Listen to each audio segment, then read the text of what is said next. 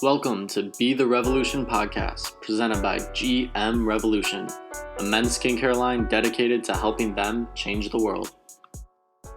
Alrighty, and welcome back to the Be the Revolution podcast. We're excited to have a very special guest today. We are also, for the first time ever, we're going to have a live audience that is listening into this podcast episode. And today we are going to be talking about the mental health in the treatment room.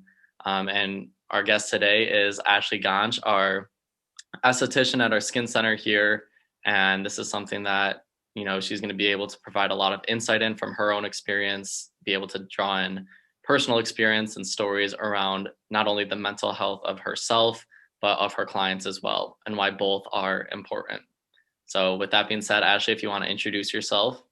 Perfect. Hello, guys. Welcome. I'm so excited that we're going to have our first live podcast and with all of our guests here with us. I'm very excited.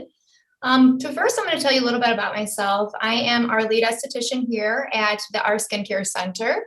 I've been teaching continuing educations for about a few years now, and also working at our skincare center. I love working with my clients. It's a new thing every single day. I love my profession. I think we have a really great attribute to the world that we actually are not, it's really not talked about a lot, how much we really can impact people and their mental well-being. So I'm very excited to be on this course with you guys today and to be on the first live podcast with you, Michael. Awesome. Thank you very much. So as we mentioned, since this is a live recording, we do have some preset topics that we're going to be talking about, but we would love, as always, to have the questions going as well, so that we can refer to some things that you guys mention and share your own personal experience as well, and we can touch on that. So first, what we want to do is we want to talk about the mental health not only of our clients, but the mental health of estheticians, cosmetologists, and those in the beauty field as well. So let's start with, how important is it, Ashley, to personally emphasize your own mental health? Well, I am somebody who I practice what I preach. I think I said that yesterday. I really am somebody who loves to not only have self-care for my clients, but for myself. I think it is hugely important that we take time out of our daily lives and out of our week to really progress on our self-care and really taking care of you, however that may be. Not just maybe if it's a mask once a week that you really just give yourself like some skincare at home and give yourself that self-love. I do weekly yoga. I go for every massages every 2 weeks, just because I know that keeping up with my body and the blood flow and how important it is to really mentally take that time, physically take that time for yourself. Our jobs are very hard on our bodies. I don't think people really realize that as much as they do. Massage therapists, estheticians, hair professionals, we are standing all day. You don't have a lot of time to sit down. There's a lot of not a lot of downtime within clients. You're really flipping those rooms and starting again.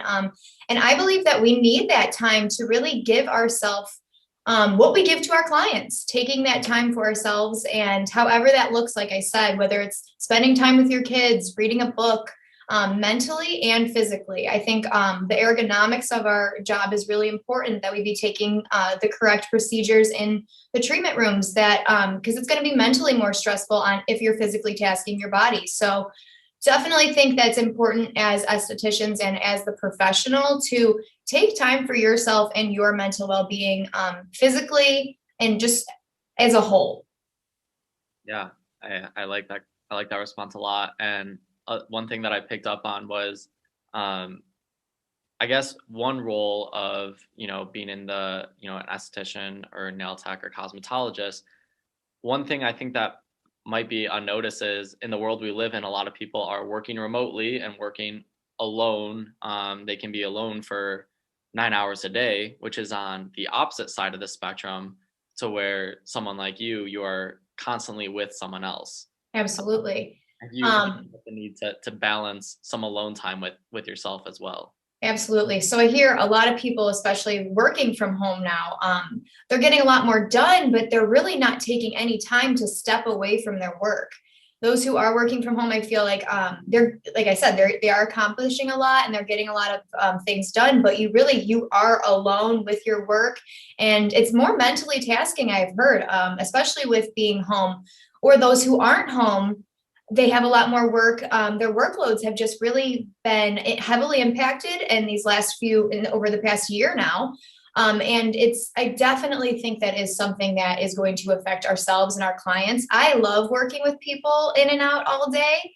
I think it's great to have that influx of people and constantly have a new client and a new energy that comes into hourly into your life. And I really think it can be a great thing, or it can be something that is a little bit more, it's a little harder because you really have to work with all the different emotions that people are kind of flowing with. And you want to make sure that you're providing whatever you can to that person and to that client, because you don't know if they are at home all day with kids and a husband and all of these situations, or their wives. Or if they're alone all day and they really need you to be that person, to be their outlet. So yeah, definitely different jobs and how often we're spending alone time is majorly important in our well-being too. Yeah.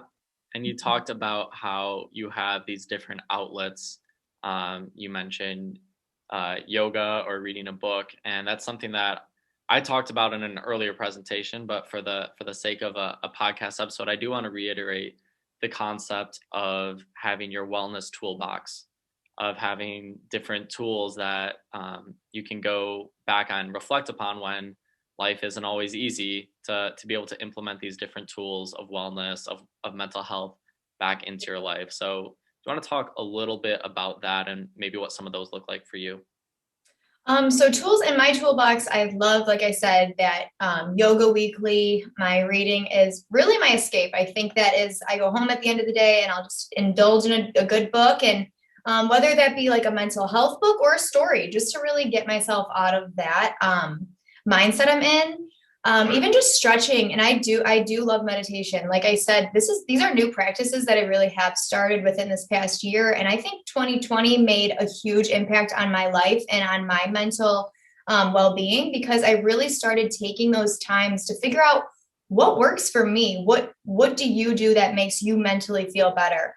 Other than yoga and reading, I love to journal. Journaling is a great way to just get out my thoughts on paper. Sometimes I'll just see a quote and I'll save it on Instagram and then come back to that and write it down, and it'll really resonate with me. Sometimes I don't even write in my journal. I'll just read back entries that I've written in and see, how that like really made me feel on that day, and just reflecting on my life and how much I've progressed from where I was at that moment to now. I saw somebody did put in the chat that music is huge. I love to just put on my music, and I'm a dancer. I always have been. I think it's the Britney in me. I think it's the 2000s baby or whatever it is. But early on, I love to dance. I love to just really escape and let my body escape. So I think those are great ways to have any kind of release of this mental well-being that we need, really, to just get out and get flowing. So how about for you? I know you said golf. Yeah, absolutely. Anyone that knows me I actually might just turn this podcast into a golf podcast one day. That's always a possibility, but that's a huge escape for me. I know, even if it's just opportunity to go for an hour and hit a bucket of balls I put headphones in there too. So music is key there, of any just escape from the hustle of the world. Yeah, everyday life. Look for. Also, I saw when you journal, it's even therapeutic to go look back on some of your previous entries. And I don't know if you've ever had this situation, but you can read something that you wrote and be like, wow, that was really good. Like, I can't believe my past self came up with that. Absolutely. Yes. There's sometimes I'm like, oh my gosh, I didn't even know I had all this like resonating in myself. And you just start to kind of write it out, and you really can. It's really amazing how informative it can be within yourself. So all of these different things that, really do help with your mental well-being, and it's going to be different for everybody. Music is a great one for all, but that doesn't mean it's going to be everybody's release. So really, it's about finding what works best for you. Yep. And I'm seeing a lot of things here in the chat of how 2020 was a restart, and that people didn't even know that they needed. And that was certainly the case for me. I know it was for a lot of people, of being able to, when times are good, it's easy to just go along with the flow and not necessarily keep yourself in check with how you're really doing, because it's easy to just go day by day. But I think just this past year of, reflecting on, I might need to start doing things a little bit differently and prioritizing some time for other things. And I mentioned earlier yesterday that I just got reintroduced to yoga recently, with a friend being recently certified, and that's just opened a world of new wellness tools right there in itself. It is. It's like a whole realm of things that you really can discover within yourself. And I know you said like prioritizing, that was huge in 2020. It had to be huge for everybody because it really took in, we couldn't see our families. We couldn't do the things that we did in normal life. We couldn't leave our homes. So obviously it took those priorities to a whole new level of like, what really is the meaning of life, our life, and what can you put into practice in day-to-day life that make you feel like you really are getting the most out of this life that we're living. And I think, as I saw a lot in the chat as well, 2020, a lot of bad came out, but I think a lot of great is continuing to come. So I think it's great that we can look at such a terrible situation and kind of turn into the positives of things. And I think that's how life should really be looked at as a whole. Yep. And before we go on to this next question that I have, I know reading for me is huge. Ashley, you mentioned it as well. So if anyone has good book suggestions, feel free to toss them in the chat for others. Absolutely. Please drop them down, because those are always, I want to see the good book recommendations. This is personal. The Four Agreements, I will say that's a really good one. It's a wisdom Toltec book, and it's sometimes a little hard to read, but I think because it is a little repetitive, but if you just get down to the core of it, being impeccable with your word, don't take things personally, never make assumptions, and really always doing your best I think those are really good things that everybody could live by. So that's my suggestion for everyone in here. It's a quick read. It took me like 2 days. Yep. Awesome. Okay.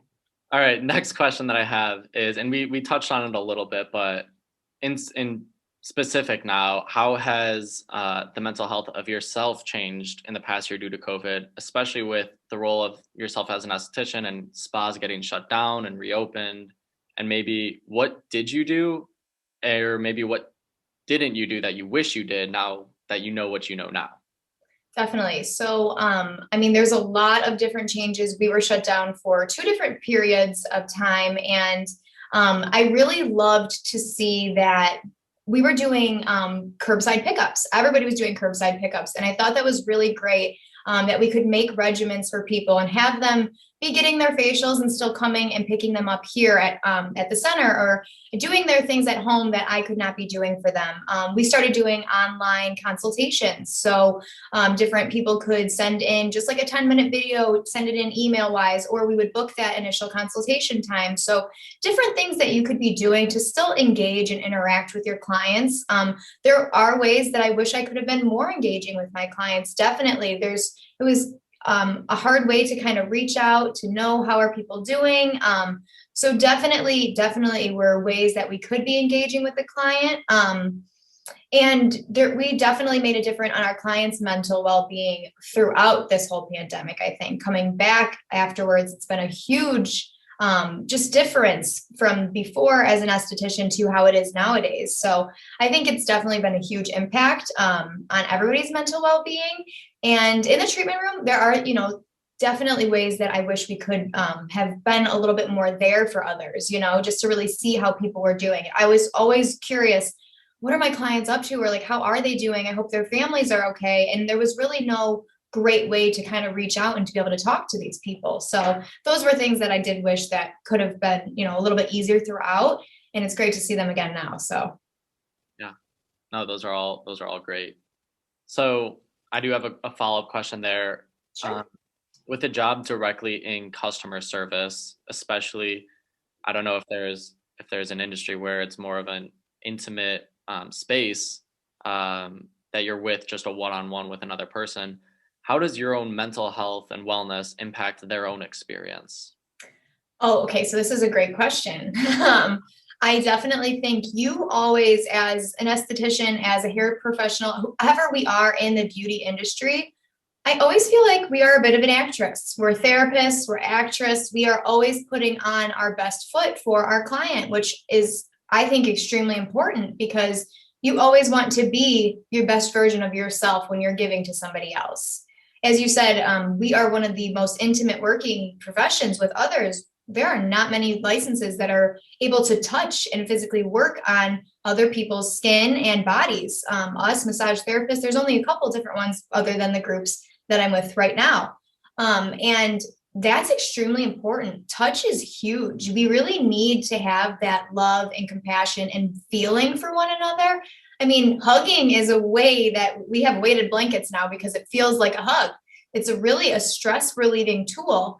And we are giving to our clients by just the physical touch that we give. I know I've discussed with my clients, and there's been studies about how elderly people, when they don't have that touch and they don't have the family bonds in their later years of life, they end up passing sooner because they don't have that love and touch.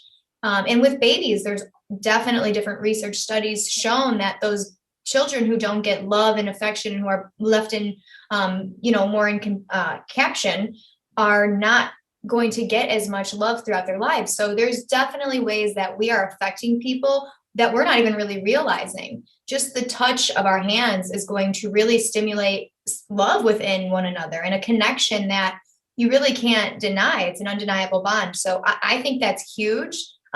Even with COVID, we're wearing masks, but I still love to give hugs. So those are things that I think are really important. And I think that makes us very different as an industry because we are able to really give that affection to each individual person in a non-weird way. It's what we do. And I think our energy and how that reads to others is majorly important. Yep. And Matthew said something interesting in the chat here, and I think it resonates. He says, if you are not in a good place, the treatment will reflect that. Absolutely. And one thing we want to mention here is that by no means are we saying that every day has to be the best day of your life, but there is a difference there's still an importance to be stable for your client as well. If you want to talk on that, Ashley. Absolutely. I mean, we're all going to go through hard times. Every day is going to be not a great day. And I think that's really important to develop these personal relationships with your clients. I know I have a lot of repetitive clients that see me at least once a month, maybe every couple of weeks. And I think it is important to develop those bonds with people because we're human. They know that we're human, and you are going to have those days where I'll confide in my clients. You always want them to be confiding in you, and you never want to be putting our own problems on our clients. That's what they come to us for. But sometimes there are those days where you just kind of can't shake what's going on in your life. And people like to be there for you as much as we like to be there for them, I feel. And I think I've learned that throughout, that when you are having a bad day and you have a client you can turn to them and let them know that, I really am not my best today, but I'm going to be my best version of myself for you still. And I think it's really important to work through that with our clients. And maybe you have somebody new and you're just going to check your emotions at the door and you're going to put on for that client. And then you're going to go in the back afterwards and you're not going to have the best day. And that's totally fine too. It's important to just, as somebody just said, just be real. Be yourself. Thank you, Joanne. I'm sorry, I don't know, Joanne. I don't know, but that was quick in the chat. But I really think it is important to just be yourself and really just develop those relationships with your clients, person to person. And it's really important to be able to be who we are and allow them to be who they are as well. Yeah. And Robin also said something in here of how it's an energy transfer. And it's important to protect your own energy too. And I've seen the word empath tossed around a couple times, and I can, I guess, empathize with people that are empaths and where they tend to take on the energy of others, and it can be pretty emotionally draining. But some people can't help that. Yes. If you've got any thoughts on that too, Ashley. Absolutely. I'm definitely an empath. I think a lot of people in this profession, you kind of have to be. I think you fall into that role, whether we know it or not, going in. We're definitely part of the empath squad. And I think that you really do have to protect your own energy. And energy is really important, but it's also just knowing that even if this person comes in and they're like, whoa, I don't know what's, their situation may be, they don't come in, maybe they're late and then they just seem off. Just really not having the best day. you really have no idea what that person's day has been like leading up to coming and seeing you, and their energy might not be the best. Your energy meeting them might not be the best, but you really just want to kind of look past those things and to be able to work and give the best version of yourself that you can, I believe is going to be the best thing you can do, because you definitely are going to come into clients where you do need to protect your energy a bit. And I like crystals for that. I'm definitely a crystal girl. So maybe just keeping a little energy saver in your pocket. It's a good way to just know that remaining with balance. So I think that's a very important and a very good thing to bring up about protecting your energy and being empathetic towards others, but also knowing not allowing people to drain what you give. Yeah. And everyone's got their own grounding techniques as well. Fallback. Absolutely. So, yep, that's all great stuff. So this is kind of a natural flow, but as I mentioned in my talk on the skincare trends of the year, I talked about how the role of a professional in the beauty industry, it's evolving into more of a holistic caretaker as opposed to just a hair expert, skin expert, or nail expert. Do you have any thoughts on that? Absolutely. So I feel that we are, as I said in my presentation yesterday, and we've talked about throughout the ACE conference, that holistic really is about mind and body being connected as one. Everything is flowing together, and that's including mind, body, and soul. So I really think that when we are in the treatment room or wherever you are with your client, we really are thinking about it from as a whole system, and that I think the industry is going more that route because we need to. I mean, mental health is being hugely talked about nowadays, which I think is finally time that we talk about mental health. It could be more prevalent in our day to day, but I do think that a holistic approach in our day to day lives and in the treatment room doesn't have to just be with what we're using or what we're doing. It should be thinking about what this person, mind, body, and soul is going through and how we can help them, how we can treat them, anti-aging, acne, and all across the board. Really, it's about working holistically with your client to make sure that they leave you better than they feel they came in. That's how I like to think of it. And that's how I think that the industry is really more gearing towards, no matter what you do in your treatment rooms. I think that it's a great approach to be taking, and I think it should be definitely continued to talk about more. Yeah. And so I guess, say you've got a new client, and from the second they walk into the space down to the consultation, how are you kind of addressing, what their skin goals are, but also, mental health goals, where they are? How much does that play into effect, down to the consultation? Well, even in our consultation, we ask a lot about what's going on internally. Are you on any weight loss program? What's your stress levels like? How's the circulation in the body? Do we have cold hands and feet? So there's a lot of different things that we're asking. From the moment we walk in, we want to know what's going on lifestyle wise, and really thinking about their mental well-being in that as well. So we want to know about stress levels. We want to know about what's going on internally and how is that going to affect how we're going to follow through with the rest of their treatments. If I have a client who's going to be, if they're going through a lot of stressful time and they're going to continue to be going through this, I'm not going to put them on my most advanced treatment and continue. We're going to start slow. I'm going to say, well, until we get our stress levels managed and everything else that might be going on in our lives, if they're working with like a diet program, as I was saying, they're going to be somebody who's on something totally different than somebody who would be going through a stressful time. You're going to recommend based on holistic practices and based on what's going on in that person's day-to-day life is what I feel is very important. On when they walk in that door, you're going to check all the boxes, not just the boxes that are required or meeting to their skin's goals. So that is something you can always do. I know in your presentation that we had on day one, you talked a lot about life goals and wellness goals. You can have that list. And I think that's a great thing to start implementing into my treatment room about having those goals and what are we looking to do, not only here, but what boxes are we looking to check all across the board? Yeah. Yeah. And I think it's great even for new clients to even have a way to, and I'm just thinking as we're going, but even have a way to, create milestones of just how we're doing. We've got, say you're doing a 5-series treatment with them, and you've got pictures for each one, and that shows the progression of milestones there. But, where else are we creating milestones? Exactly. Lives too. Yeah, that's a really great point to like see where they're checking off like in life and see what goals they have for that month, for that week, and really just addressing those things together with your clients, I think will be a great attribute to not only myself, but to others in the treatment room. I think it's going to really develop those relationships we were talking about building with your client, and how important that is for ourselves and for our clients. I know it makes me feel better when I have a whole day full of people that I can be myself with, they can be themselves, and I don't ever have to worry about, okay, well, however the case may be, you just want to really make sure that you have that comfort level with your client. And I think that's a great way to develop that comfort, especially with people who you may not know very well and you want to come back to you. Yeah. And I think, and I might be overgeneralizing here, but I do think people can tend to lack, the right people in their lives to hold them accountable.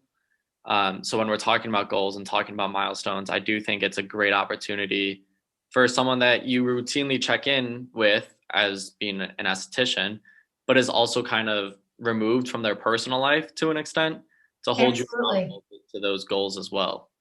Right. No, I definitely agree. It is good to be at an outside source because it's great to have that level of comfort, and your friends may tell you what you want to hear, where others might be more, well, this is not really what's best for your life. And I think we do need to be that person sometimes. You never want to go above and beyond and be directing people to be making life decisions or anything like that. But it really is important to have that level of comfort where they can tell you things and you can feel comfortable giving your opinion on the situation, and that they can follow your guidance. I have talked a lot with my clients about their mental health and ways that I have, we can, not myself personally, but that I have, and that estheticians have that ability to really change lives in the treatment room. And I think that's extremely important that we know that. So I do have some words from my clients exactly like that I can read off a little bit to kind of say not only how we can work with people on a day-to-day life, but really how we can affect their mental well-being and really have that just guidance in them. So just to start, she said, making them feel good about themselves and really accepting them for who they are, always giving words of encouragement and letting them know that they should always have hope and never give up hope. And those were things that I was like, I don't even really realize that I do for others. We have such an impact that I had no idea that I was pushing her to always have hope and giving these people this drive, that we really do have such an effect and such a great impact by never pushing, but being honest with our recommendations and everything that we're doing for our clients. It's really an amazing thing. So I do love to see that. Yeah. So we've talked so far about, our own avenues for, your mental health personally, and how you can, the importance of guarding your own emotions and energy.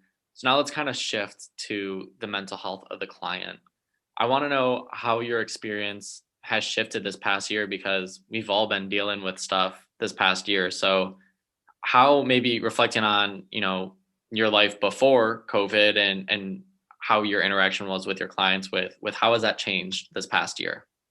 So I definitely think there has been some changes with how people deal with stress levels and anxiety. I think a lot of people, COVID wasn't really so much, and I'm speaking generally as well.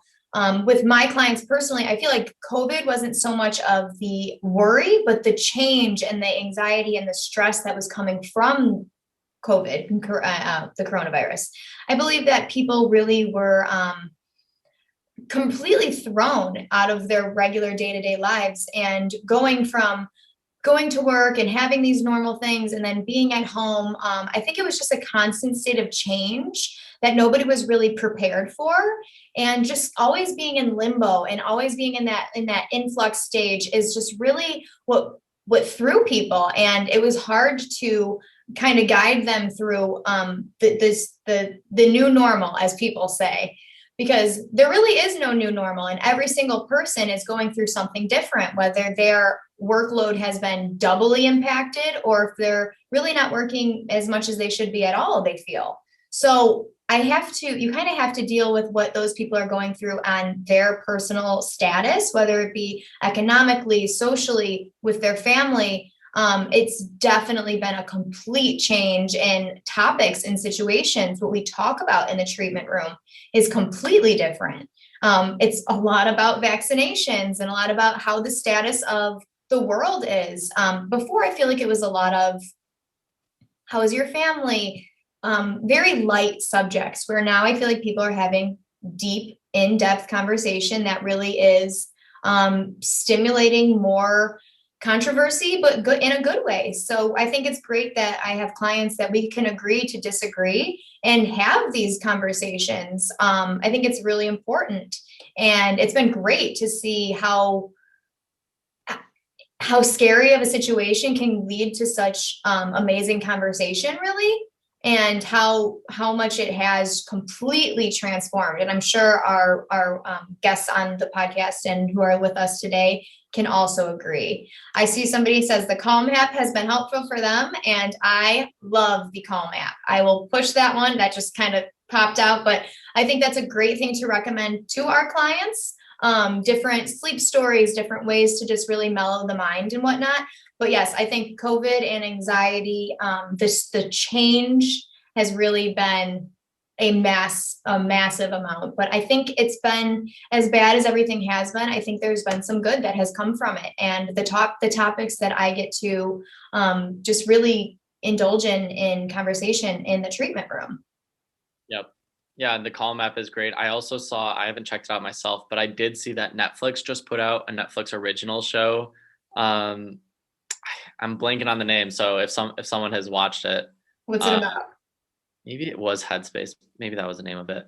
But it was all promoting mental health and wellness. And it's a great Netflix show that someone recommended to me. So Headspace. Okay, I'll definitely have to check that out. It seems like that's been Headspace is an app, as they're saying.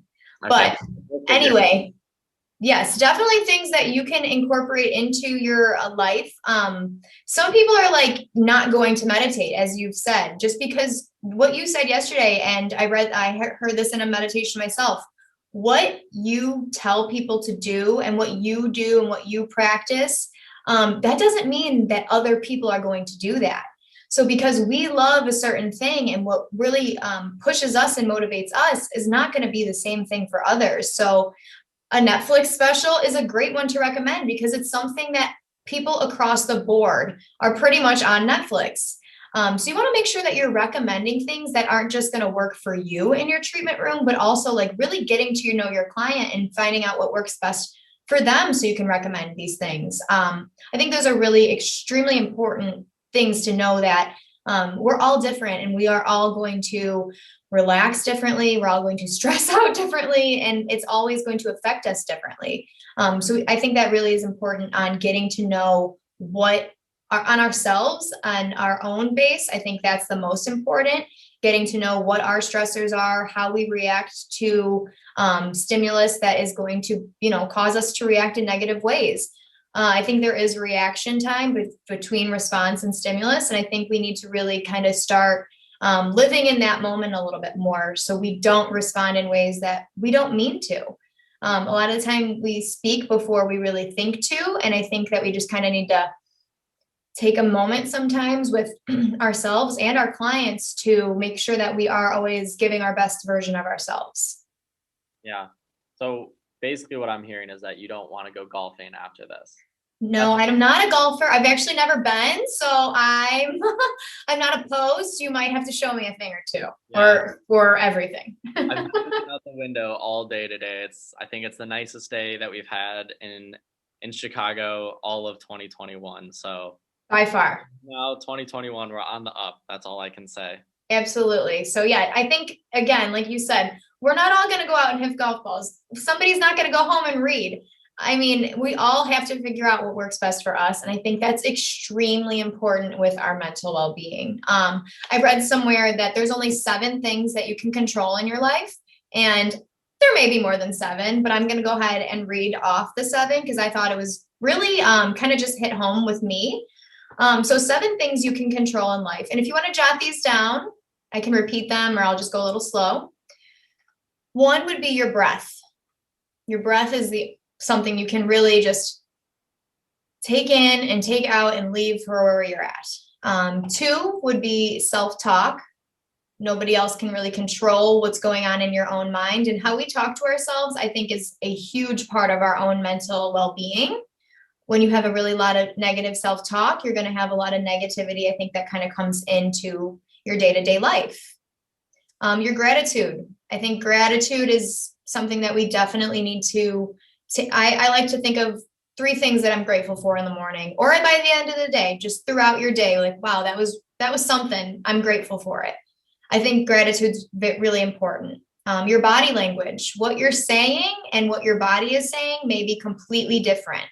So being aware of body language, and I know that's something that I need to be more aware of, because you really, what your energy is giving off may be completely different than what your mouth is saying. And I think that we need to be in control of that. 5 is your mental and physical fitness. Obviously that we are in control of that. 6 is your diet, and 7 would be your sleep. So all of these things that I think we need to take better control of and really make sure that we have a grasp on. They're all very obvious things, but they're things you don't really think about. How often do we talk about our gratitude and think about our body language? It's not something that we really think too much about, but I think we need to realize we are in control of. Yeah. And I think one thing we can control too is how we react to things. You can never control what other people are going to say. You can't control how other people think. We can be guilty of trying to control how other people think, but you will always be able to control how you react to a situation. And that can be very difficult, and that takes a lot of practice. And Stephanie here has mentioned that she was wondering, how do you deflect when someone has a different opinion than you, especially a negative one? She says it can be really hard, and she tries to bring up another subject. That's a really great way to go about it. Kind of just, especially nowadays, it's like, do we speak on the fact that we have a different opinion, or do we not? Because we don't want to ever, I don't love the cancel culture that we have nowadays, that if you disagree that, well, we can't be friends, you don't think the same way as me, this is it. I think human decency, we should all have the same level of, but I think if you disagree on certain things politically or religiously, those things that we didn't used to talk about that are always being talked about nowadays, it is hard to see where people fall in the line of where do you stand, and where do you completely stand against. I think when it comes to these topics, that you always want to tread lightly. Never give too much of your opinion. This comes back to those 4 agreements. Being impeccable with your word. Don't say something, don't agree just because you feel like you should. Don't take things personally. Because they disagree with you doesn't mean that they personally don't like you, or that they're personally attacking your opinion. I think we definitely take things too personally, and never make assumptions. Don't assume that because they think this way, well, they're never going to change, or they're never going to see, being open-minded and having that conversation, saying what we really feel, but never pushing somebody else's opinion to the wayside.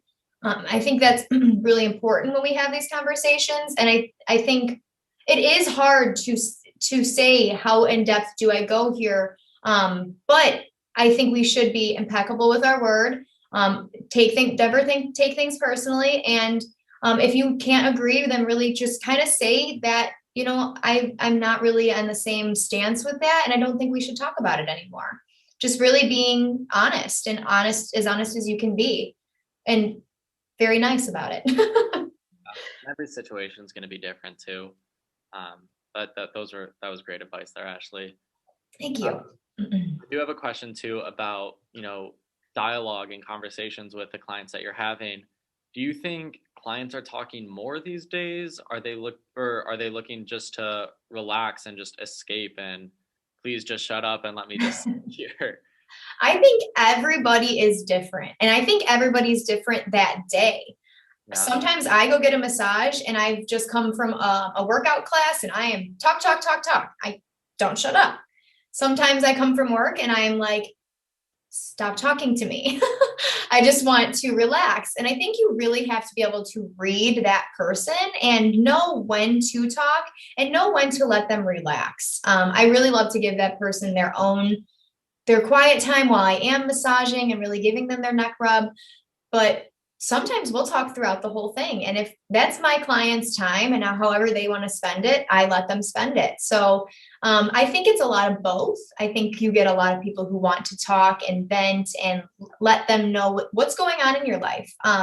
People like to feel, this came back to what my client had said, people like to feel special. People like to know that you're dedicating your time to them and them to you as well. So clients who love your energy, they're going to come back to you. They're going to travel. They're going to go out of their way to make time to see you. And they're investing in your words and in what you are giving to them. So I really think that that is really important, that you know that what you are giving to your client and whether they want to talk to you or whether they don't, you give back to them. And that's how I think that you really should use everything. Everybody's coming in for excellent service. And I think that's what we should really be providing. So whether or not, however that looks to them. Yeah, absolutely. Mm-hmm. And that is the one benefit of not being a dentist necessarily, where you can talk to someone and you don't have too much in the mouth. Absolutely. Going to the dentist and trying to hold a conversation. Yeah, and they tend to do that. They love to talk and ask you questions while you're wide open. Yeah, some dentists will talk more than an esthetician. Mm-hmm. And sometimes I can come off as like, well, I might be talking too much. Maybe this person does just want to take a step back. So you really have to be able to check your own, whatever your emotions are. I might be in a really great mood where I'm super like, oh, I just want to just get it out. Or I might not be wanting to talk. I might be in not such a great mood, but you know what? If that client is, whatever they're giving to me is the reciprocation that I think that they deserve back. So I always just am really aware of whatever that situation may be. Yeah. And Brittany here is saying that she likes to give her clients a water bottle and fruit, and to tell them that she appreciates them, which is incredible. And that is so sweet. One thing I will say is that, and this is something I challenge all of you, like take 30 seconds right now just to close your eyes and picture your client and their entire journey of when they are coming to your space, from when they are getting in their car, driving, pulling into your parking lot, opening the front door, checking in with the front desk person, and stepping into the treatment room, down to what goes on in the treatment room, to when they leave, to when they're signing up for their next appointment, to when they get in their car again. I challenge you, every single one of those steps is an opportunity to be creative in delivering even more service. So is it, providing a water bottle when they walk in? Is it, giving them fruit? There are so many opportunities to be creative. And that's how you deliver, raving fans and customer service. And that's definitely a passion of mine of helping individuals and brands, take their services to the next level there. So Brittany, I commend you already on doing that. And I implore you to think about even what more can you do from even before they're even getting in their car to leave. So. And that's an amazing thing to do, an amazing tool. Like even just closing my eyes and thinking about that process made me feel more relaxed. And I know when I go get a massage, which is all the time, I'm loving it from the minute I walk in, and I expect the person who's checking me in to make me feel just as good as the person who is going to be massaging me the whole time. I think customer service across the board is important. And you really, the people that are working for you, or when you're introducing yourself to these people and to your company, to your parking lot, like you said, all of these things matter. And I think it's a really, it's a reflection of ourselves, what you have working throughout your entire service. And I think that's a really great way to look at your business. And maybe you're not a business, maybe you work as an individual. I think it's a great thing to look at as the whole experience, and really the entire, from the moment you get there to the time they leave. Are they coming back to you, or are they coming back to your service, to your place of business? Because it all matters. Exactly. Somebody said teamwork. You want to make sure that you're giving the best you can to your clients. So all across the board. And I think that is extremely important, that the facility and the way you carry your facility is really important. Yeah. And just remember the term, it's the customer journey. They're on a journey to get there. And you're just a little part of that journey. So always having a customer centric approach to your services is great. One thing that I saw in the chat earlier that I did want to touch on was, people were talking about in 2020 of getting back into spirituality and how it affects not only their mental health, but physical health too. And I do want to say and emphasize that I know this past year wasn't easy, and that a lot of us are getting introduced into these things and, getting reintroduced into spirituality. And if you tied back to religion as well, that's all great things. And it's easy to do that when times are hard. And those are all great. But I do want to push you all to continue these things, because life is going to get better. I am a hopeful person. But I do want you all to remember what you did when times, were hard, and, continue building upon those, as life goes on as well. Absolutely. And as you said, like, the journey that we're on, I think not only is looking at it as a client and their journey, but like as ourselves, we are all on our own individual path. And I think that's a huge part of the mental well-being, and getting back into the whole topic of the subject of not only just our clients, but ourselves, never judging where we are as a human, and never judging your situation, because next year could look completely different. Next month could look completely different. And I think allowing ourselves and telling our clients that nothing is permanent. Impermanence is one of the only things that I think is consistent in life. And I think that we really need to be aware of the fact that where you are and versus somebody else, that's okay. You could start school at 55 and go back and just be developing your career. That's okay. You can be 15 and know exactly what you want to do for the rest of your life. That's great. But I think we are all on our own path, and I think it's okay to change at any time. And I think that our journey is individual, and that whatever that looks like to you, be happy and be proud of who you are and what that looks like. It's International Women's Day as well. So shout out to all my women in here, because we really have to be strong and be just happy with what our life looks like, because tomorrow it might be completely different. And our mentality, we want to make sure we check that at the door, I think.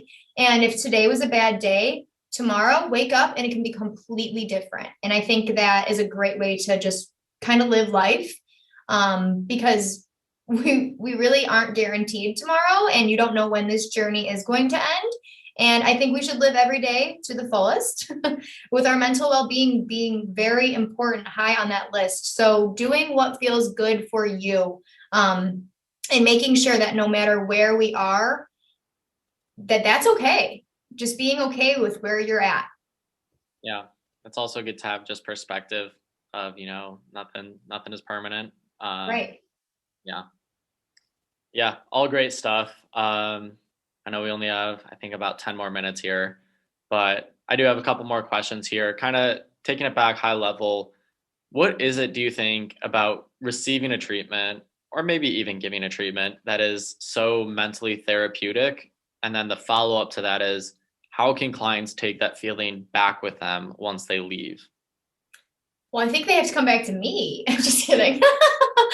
But I think when you really, I think it's just giving your time to that other person, to let them take care of you, and just to feel like they are going to give me the best hour and a half, whatever that service is, and they're dedicating their time to you.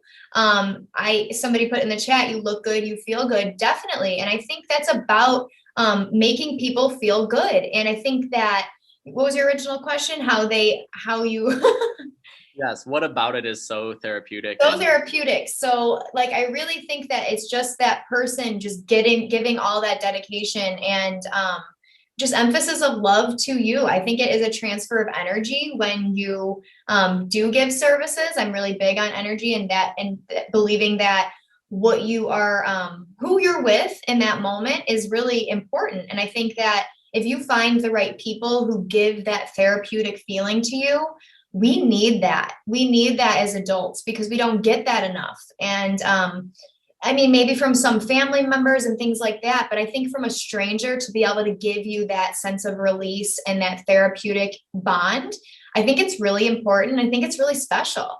So I think we have a great role in this world and being able to give back in such a it's such a light way, just by giving love and spreading that positivity and energy and the therapy techniques that we have in our day-to-day practice. So definitely, I think it's all about the person that you find. And I think it really is about creating that bond and connection with your therapist, your client, whatever, your doctor, anybody.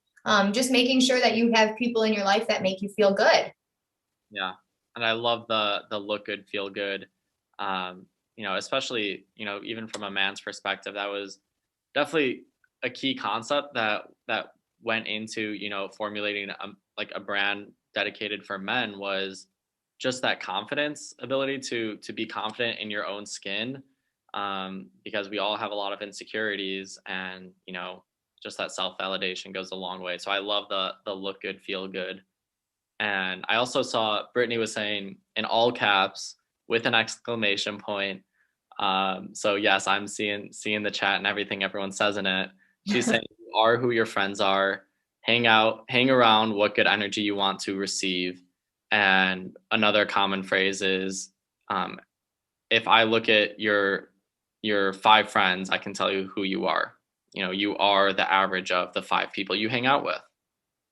That is so true. And I think the people that we let in our lives are hugely important. And I think we have to be able to kind of cut out those relationships that no longer serve us. No matter who they are, whether that be a friend of forever, a spouse, not saying anything, not giving any advice like that, but really, just anybody who in your life is not serving you the way they should be or the way that you deserve. I think that those are really important things, whether it be whoever in your life. I really think it is important that you do have people that are a parent. I saw in the chat, it can be your parents that they may not support you in the ways that you feel that you need that love and support. And it doesn't matter who these people are if they are not serving you to the whole. I think that that's something that we need to be able to do, as hard as it may be. Whatever's best for us is, I think, what we have to go about doing, and whatever's best for our mental well-being. Yeah, and those are hard conversations too. Absolutely. Yeah, by no means, just is it, oh, boom, out of my life forever. Right. And you and working with those people and letting them know that, like, I really don't think that we were benefiting one another, or our relationship is not working the way it should be. Having those conversations could completely change that person. So being willing to have those hard conversations, I think that's a huge part of it too. Because like I said, I'm not about the cancel culture. So I don't think we should just be walking away from these people unless we really have given everything we can to these relationships. But as I can see in some of the chat, my chats are very quick. I don't have the full, but toxicity in relationships is not something of value. And I think that we really need to value ourselves and those relationships that we have with people. Yeah.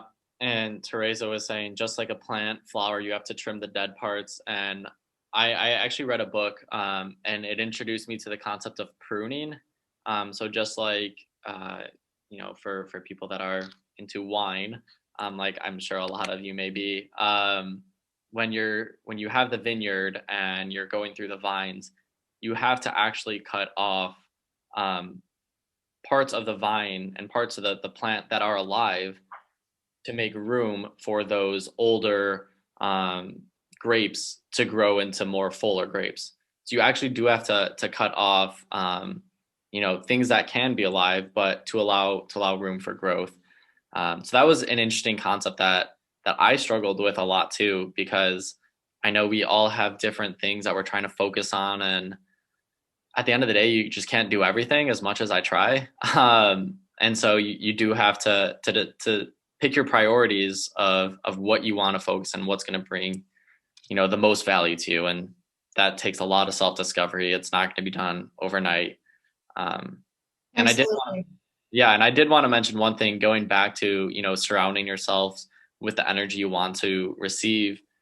I would love to just see from the chat of what you have all thought of. I know this conference was virtual, but I really think that, even having such an engaging chat, people have been able to connect with others the past 2 days. And what I think that is, I have felt very connected to everyone that's been posting in the chat, and I love seeing the engagement. And I think it is, surrounding yourself with people that are interested in what you are interested in too, and talking about your shared experiences and being vulnerable with each other. I think it's been a pretty great experience too. Absolutely. And I think as hard as it may be, and I really think it's been great to have all of this engagement and having everybody really saying what's going on in their day-to-day lives and talking about mental health and their well-being. These are conversations that need to be had. And I loved being a part of this.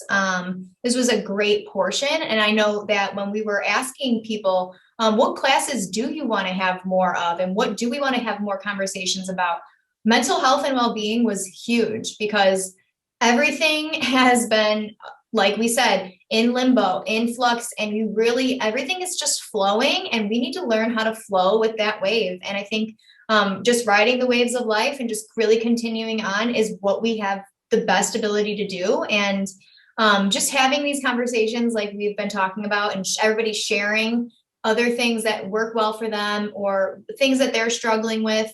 It's just a great way to know we're not alone. We are never alone. And I think that we're all put on this path and this journey to love and to be with one another. And the more we can connect with others, the better that we are better off. So I think it's been amazing. I've loved every part of, especially this class, because I think it is so important. And I love that we've touched on mental health and pressure and well-being throughout the conference. And I really hope that you all have enjoyed that as well. Yeah, wellness was our number one trend of the year, if you all recall. And before I wrap this up, I know we're getting close to time, and we want to get to those giveaways, so definitely want to leave time for that. One thing we talked about when we were with Lachelle was that just noting that we are not licensed therapists, we're not licensed professionals, but it is naive to to think that it's not a huge part of our profession. Absolutely. And so always continue to be educating yourselves, because it does play a role. And it is also great to have resources to give to your clients when they do need further help as well. So I highly recommend that as well, of having a toolbox for other resources they can turn to and professional resources. Definitely. And just having those things, like you said, a nice toolbox and things that you can practice in your own day-to-day life. I hope that we've given you things throughout the course that are really going to help affect your mental well-being or help you de-stress and just all of those different things. So I really think that this has helped me a lot, just to know what I can take forward and help with my clients in the treatment room as well. So I'm really happy to have had all of you with us. And I think it's been great. I hope you all learned a lot or got a lot of refreshing information that we might have already known. And we will be getting back to all of different questions and answers that we may not have been able to answer. So yeah, I think it's been great. And I loved having you all with us. Absolutely. So as we conclude this podcast episode, thank you all once again for being the first ever live audience for the Be the Revolution podcast. Be sure to check out more episodes at Be the Revolution Podcast, all on Spotify and iTunes, any streaming service platform that you use. With that being said, I hope you all have a great day, and we look forward to talking to you soon. Thank you.